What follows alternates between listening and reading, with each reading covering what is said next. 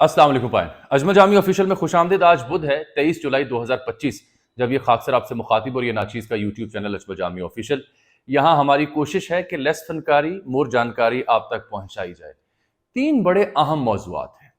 शाह महमूद कुरैशी साहब की जो 9 मई का एक केस है उसमें बर्रियत पर सवाल उठ रहे हैं। क्या शाह महमूद कुरैशी साहब पाकिस्तान तहरीक इंसाफ को अब लीड करेंगे बाकी मुकदमात में अगर बरी हो गए? ये क्या पीटीआई का दूसरा वर्जन होगा, नया ज़हूर होगा? क्या इमरान खान लंबे अरसे के लिए जेल जा रहे हैं? इमरान खान साहब का 9 मई के केसेस में क्या मुस्तकबिल तय होगा? एक ऐसी प्लानिंग जो शाह महमूद कुरैशी, पीटीआई और खान साहब को देखते हुए किसी जगह की गई, उसका कुछ खिदोखाल और खुलासा आप तक मैंने पहुंचाना है। और फिर कासिम और सुलेमान जो खान साहब के साहबजादे हैं, वो पहुंचे हैं अमेरिका के दौरे पर। वहां उनकी मुलाकातें किसके साथ हो रही हैं और उन मुलाकातों से क्या तब्दीली आ सकती है? उन मुलाकातों को लेकर के तहरीक इंसाफ का बाहर बैठा जो वर्कर सपोर्टर, यहाँ उनके जो तवक्कुआत हैं वो दुरुस्त हैं या नहीं, ये खबर भी आप तक मैं पहुंचाऊंगा। फिर सवात में जो दरिंदगी की गई है मदरसे के कम उम्र बच्चों के साथ, 12, 13, 14 बरस की उम्र के ये बच्चे, बड़ी हौलनाक रिपोर्ट मेरे पास आई है। मुझे इत्तफाक हुआ वहाँ कुछ लोगों से बात करने का। ऐसी रिपोर्ट सामने आई है कि सुनाना मेरे लिए मुश्किल हो रहा है। उस मदरसे से बरामद क्या कुछ किया गया, किन औजारों से, हथियारों से बच्चों को मारा जाता था, आप सुन के परेशान हो जाएंगे। और फिर ये जो बलूचिस्तान का वाकया जिसके ऊपर जो पहले दिन से मैं रिपोर्ट दे रहा हूँ, वो रिपोर्ट जो है वो दुरुस्त साबित हो रही है। जो हकायक, जो मालूमात, जो वाकये से जुड़ी इंफॉर्मेशन थी, वो अब दिन ब दिन दुरुस्त साबित हो रही है कि ये खातून थी कौन, इसका शौहर कौन था, वाकया कैसे पेश आया। आज उस खातून की वालदा का वीडियो बयान आया है और जो वडेरा जिसके हुक्म पर कत्ल किया गया खातून, उसने भी एक मुख्तसर गुफ्तगू की है। अब उस केस में छुपा एक और राज है जो आज मैं आपसे बयान करूंगा। मेरे साथ आप रहिएगा। सबसे पहले ज़रा शाह महमूद कुरैशी साहब का जिक्र करते हैं। देखिए, सबसे अहम बात यह है कि मैं लंबी कहानी बयान करने की बजाय ना टू दी पॉइंट आपसे आज बात करता हूं। शाह महमूद कुरैशी साहब का पाकिस्तान तहरीक इंसाफ में स्टेटस है क्या? शाह महमूद कुरैशी पाकिस्तान तहरीक इंसाफ के वाइस चेयरमैन हैं, ऐसा ही है। घोटकी जलसे में उन्होंने पीटीआई में शमूलियत का ऐलान किया था और उसके बाद वो वाइस चेयरमैन बने पाकिस्तान तहरीक इंसाफ के। उसके बाद साइफर की कहानी हो या जो भी मामलात हुए हों पीटीआई के, वो इमरान खान साहब और पीटीआई के साथ खड़े रहे। 2 साल से वो भी जेल भुगत रहे हैं। लेकिन अब जब वाइस चेयरमैन पीटीआई 9 मई साजिश केस में बरी करार दिए जाते हैं दीगर 3-4 निस्बतन अननोन लोगों के साथ, और पैरेलल यास्मीन राशिद, उमर सरफराज, शीमा एजाज चौधरी और महमूद रशीद को 10-10 साल कैद बामुशक्कत सुनाई जाती है। और पंजाब में जो अपोजिशन लीडर मलिक अहमद खान भच्चर, उन्हें भी 10 साल कैद सुनाई देती है। और ये अंदाजा होता है कि आने वाले दिनों में तेजी से 9 मई के वाकयात में सजाएं दी जाएंगी। तो उसमें सवाल ये बनता है कि वाइस चेयरमैन, मरकजी केस 9 मई, शेरपाव पुल साजिश, उसमें बरीउज़्ज़मा, इन लोगों को सजाएं, इसलिए सवाल उठा है। और ये सवाल बीबीसी तक जो इदारे हैं उन्होंने अपने तर्जिए में भी उठाया। कल से लेकर लोग एक ही बात कर रहे हैं कि क्या शाह महमूद कुरैशी को किसी मकसद के लिए बरी किया गया है कि वो पीटीआई को संभालेंगे या नहीं। अब इसमें मेरी जो इनटेक है वो ये है कि पाकिस्तान तहरीक इंसाफ की जो दस्तयाब क़यादत है, उसका जो किरदार रहा वो वर्कर सपोर्टर के सामने है।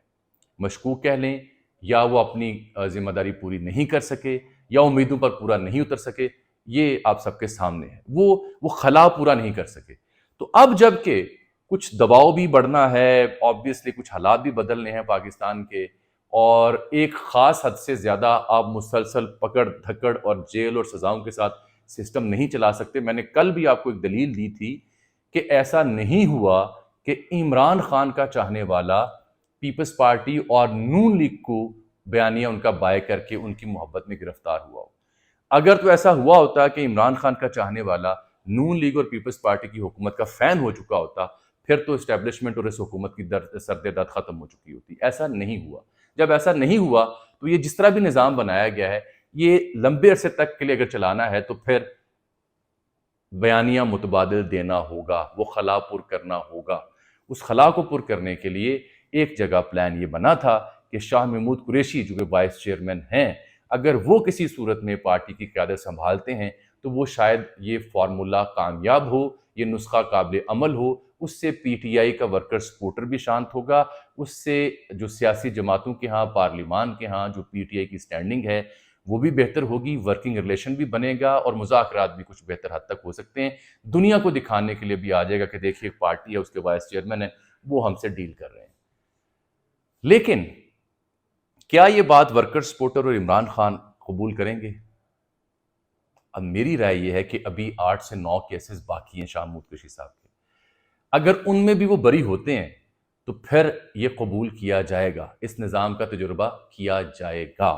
گو کہ جو شاہ محمود قریشی صاحب کے اہل خانہ ہے وہ مجھے بتا رہے ہیں کہ صاحب ایسا نہیں ہے، اگر کوئی ڈیل کرنی ہوتی تو 2 سال وہ جیل نہ کاٹتے۔ یہ بات اپنی جگہ درست ہے، یہ ڈیل نہیں ہے، اس کو ڈیل سے آپ کنفیوز نہ کریں، یہ ڈیل نہیں ہے، اسے ارینجمنٹ کہا جا سکتا ہے کہ عمران خان صاحب کی عدم دستیابی میں جو بھی فارمولے ہو سکتے تھے وہ سسٹم نے لگا کے دیکھے، اس کے نتائج وہ نہیں آئے جو انہیں چاہیے تھے، اس لیے اب ارینجمنٹ کے تحت ایک نیا فارمولا شاہ محمود قریشی صاحب کا جنم لے سکتا ہے۔ ایک پلان آف ایکشن کے طور پر اس کے اوپر سوچ بچار پائی جاتی تھی، تو نیچرلی حالات ایسے بنائے جائیں گے کہ پی ٹی آئی جب وہ شاہ صاحب بری ہوں گے تو آبویسلی وائس چیئرمین ہے، باقی قیادت مائنس ہو جائے گی، وہ لیڈ کریں گے اس کو، لیکن اب اس میں وقت ہے، ابھی 9 مئی کی سزائیں سامنے آنے دیں۔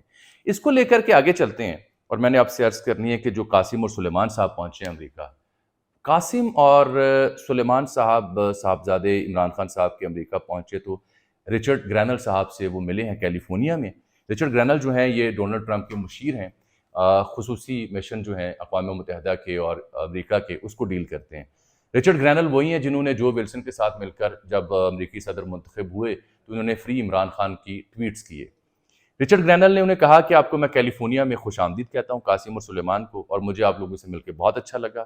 سلیمان اور قاسم کو انہوں نے کہا کہ جی آپ کو یو مسٹ اسٹے اسٹرانگ، آپ کو طاقتور رہنا چاہیے، دنیا میں لاکھوں ایسے لوگ ہیں جو تنگ آ چکے ہیں سیاسی پروسیکیوشن کی وجہ سے، تو آپ اس میں سے اکیلے نہیں ہیں، آپ بھی اس کے وکٹم ہیں، فری عمران خان کے اوپر مل کر کام کریں گے۔ یہ ڈاکٹر آصف محمود ہیں جو کہ پاک پیک اور امریکی ڈاکٹر ہیں پاکستانی نژاد۔ پاک پیک نامی تنظیم جو ہے امریکی ڈاکٹرز کی، اس نے کریڈٹ لیا کہ ہم نے یہ ملاقات کروائی ہے قاسم اور سلیمان کی رچرڈ گرینل سے، اور ابھی اور ملاقاتیں باقی ہیں، اور ملاقاتوں کا اہتمام کیا جائے گا۔ دیکھیے اس میں بڑی سمپل سی بات ہے، اگر تو قاسم اور سلیمان صاحب کے حوالے سے جو میں نے خبر اپنے ویلاگ میں دی تھی کہ یہ پہلے امریکہ کا دورہ کریں گے، پاکستان نہیں آئیں گے، تو وہ خبر درست ثابت ہو رہی ہے۔ یہ پہلے امریکہ گئے ہیں، وہاں پہ مختلف جو ریپرزنٹیٹیوز ہیں، کانگریس مین ہیں، ان سے ملاقاتیں کریں گے، اپنے والد کے حق میں راہ ہموار کریں گے، پاکستان میں جمہوریت اور اپنے مطالبات ان کے سامنے رکھیں گے اور ان سے کہیں گے کہ وہ اپنا کردار ادا کریں۔ یہ ان کا حق ہے، صاحبزادے ہیں، ان کے بیٹے ہیں، وہ پہلی بار عملی طور پر سیاست میں آ رہے ہیں، وہ حرکت میں ہیں، وہ اپنی پھپھو علیمہ خان سے بھی رابطے میں ہیں، وہ اپنی والدہ کا مشورہ بھی اپنے ساتھ رکھے ہوئے ہیں۔ لیکن یہ جو ملاقاتیں ہیں، یہ اب میں خبر دے رہا ہوں، ان ملاقاتوں میں جمائمہ گولڈ سمتھ اور گولڈ سمتھ فیملی جو کہ بڑی با اثر فیملی ہے، ان کا ابھی تک ایز سچ کوئی زیادہ تعلق واسطہ نہیں ہے۔ یہ ملاقاتیں پاک پیک نامی جو تنظیم ہے پاکستانی ڈاکٹرز کی، ڈاکٹر آصف محمود یا دیگر، ان کے توسط سے ہو رہی ہیں، اور یہ ملاقاتیں اگر رچرڈ گرینل سے، جو ولسن سے اور انہی لوگوں سے ہونی ہے جنہوں نے ماضی میں فری عمران خان کے نعرے لگائے ٹویٹر کے اوپر، تو ان ملاقاتوں سے کچھ زیادہ حاصل وصول نہیں ہوگا۔ یہ ملاقاتیں اسی صورت میں کامیاب ہو سکتی ہیں اگر قاسم اور سلیمان کی ملاقاتیں امریکی کابینہ، امریکی وزراء، امریکی صدر، white house, Pentagon, state department یا اس طرح کے اہم جو مقامات ہیں وہاں اگر یہ ملاقاتیں ہوں گی تو معاملات دوسری طرف جا سکتے ہیں۔ بصورت دیگر یہ ملاقاتیں صرف اپنے حق میں رائے عامہ کو ہموار کرنے کے لیے ہیں، اور ان ملاقاتوں سے پی ٹی آئی کا جذباتی ورکر چند دن کے لیے مزید کچھ امیدیں وابستہ کر سکتا ہے۔ اس کا دوسرا پہلو، اس کے برعکس ہو کیا رہا ہے؟ ایک طرف رچرڈ گرینل سے ملاقات ہوتی ہے، پی ٹی آئی کا ورکر سپورٹر جذباتی ہوتا ہے، دوسری جانب آج ہی اسٹیٹ ڈپارٹمنٹ نے ہمیں بتایا کہ اسحاق ڈار جو فارن منسٹر ہیں پاکستان کے، ان کی فارن سیکرٹری مارکو روبیو سے ملاقات ہونے جا رہی ہے اسی ہفتے، اور کشمیر کے مسئلے پر جو ثالثی ہے اس کے اوپر بات کی جائے گی، ان کا اپنی سٹیٹمنٹ ہے۔ اور پھر ٹرمپ نے ایک بار پھر کہہ دیا کہ میں نے پاک بھارت جنگ رکوائی، 26ویں بار کہا، یہ بھی کہا کہ 5 طیارے مار گرائے گئے تھے اس جنگ میں اور میں نے جنگ بندی کروائی، اب ان سے میں تجارت کروں گا۔ یہ تو کہانی ہو گئی اس مدعے کی۔ اب لوگ مجھ سے سوال پوچھتے ہیں کہ جناب یہ 9 مئی میں سزاؤں کا عمل تو شروع ہو گیا، قاسم سلیمان بھی امریکہ چلے گئے، تو جنرل فیض اور عمران خان کا کیا بنے گا؟ جنرل فیض کا جو کورٹ مارشل کا معاملہ ہے، میری اطلاع کے مطابق وہ 80% تک مکمل ہو چکا ہے، لیکن مجھے نہیں لگتا کہ بہت جلد اس کا فیصلہ سنایا جائے گا. مجھے لگتا ہے کہ اس میں تاخیر کی جائے گی. ہاں، عمران خان صاحب کے حوالے سے جو 9 مئی سے جڑے معاملات ہیں وہ اپنے حتمی انجام کی جانب جا سکتے ہیں. اسی صورت میں شاہ محمود قریشی صاحب کی بریت بھی ہمیں دیکھنے کو مل سکتی ہے. اور کل میں نے آپ کو خبر دی تھی کہ نئی جو جیل بن رہی ہے، وفاقی جیل اسلام آباد میں، وہاں ان کی منتقلی ہو سکتی ہے. آگے آ جاتے ہیں. دو چیزیں اس میں بڑی اہم ہیں اس معاملے سے جو جڑی ہیں. وہ حسین حقانی نے بھی لکھا ہے کہ ڈاکٹر یاسمین راشد کو تو سزا ہوئی، یہ انہیں انتقام میں مبتلا کیا گیا ہے. اس ملک کو اس ویشیس سرکل سے نکلنے کی ضرورت ہے. اب دو باقی معاملہ جن کے اوپر بالخصوص میں نے آپ سے تفصیل سے آج بات کرنی ہے. سوات، خواجہ قلعہ مدرسہ، 13 سال کا بچہ فرحان ایاز. آپ جانتے ہیں کہ یہ چالیار میں یہ جو مدرسہ ہے یہ غیر رجسٹرڈ تھا، اس کی کوئی رجسٹریشن نہیں تھی. آپ جانتے ہیں کہ یہ بچہ اپنے گھر میں جب گیا تو اس نے اپنے والدہ، اپنے چچا اور اپنے نانا یا دادا کو بتایا کہ مجھ سے وہاں پہ جنسی استحصال مجھ سے کیا جاتا ہے، مار پیٹ کی جاتی ہے. اہل خانہ نے اس کی بات نہ سنی، اہل خانہ نے اس کی بات پہ کان نہ دھرے، اسے کہا کہ یہ ایکسکیوزز کر رہا ہے اور اسے واپس مدرسے بھیجا گیا. اس کا بچے کا نانا ہے جس کا نام ہے بخت محمد. بخت محمد نے آج ڈی پی او سوات کے ساتھ پریس کانفرنس میں، اور اس سے پہلے اکیلے پشتو زبان میں بتایا کہ یہ اس مدرسے سے سبق نہیں پڑھنا چاہتا تھا. یہ بچے کا جو چچا ہے وہ بچے کو راضی کر کے مدرسے لے کر گیا زبردستی. بچے کا باپ سعودی عرب ہوتا ہے اور یہ بچہ جو ہے جب وہاں پہنچا 5 گھنٹے اس پر تشدد کیا جاتا رہا. قاری نے تشدد کیا، قاری کے بیٹے نے تشدد کیا، ایک اور وہاں پہ محتمم تھا اس نے تشدد کیا اس کا نام تھا بخت امین، اس نے تشدد کیا. پھر اس کو پانی پلایا گیا، اس کو ملائی کھلانے کی کوشش کی گئی لیکن یہ جاں بر نہ ہو سکا. ڈی پی او کے مطابق یہ بچہ جب خواجہ قلعہ اسپتال پہنچا تو یہ جاں بحق ہو چکا تھا. اس کے جسم پہ سوائے سر کے کوئی اور حصہ ایسا نہیں تھا جو محفوظ رہا ہو. پورا جسم لہو لہان نیلوں سے بھرا ہوا. 13 سال کے بچے کے ساتھ جو وہاں پہ درندگی کی گئی، میرے پاس الفاظ نہیں ہے اسے بیان کرنے کے لیے. ڈی پی او نے اس مدرسے کو سیل کر دیا ہے. 160 سے 200 بچہ ہے، اسے ان کے والدین کے حوالے کیا گیا ہے.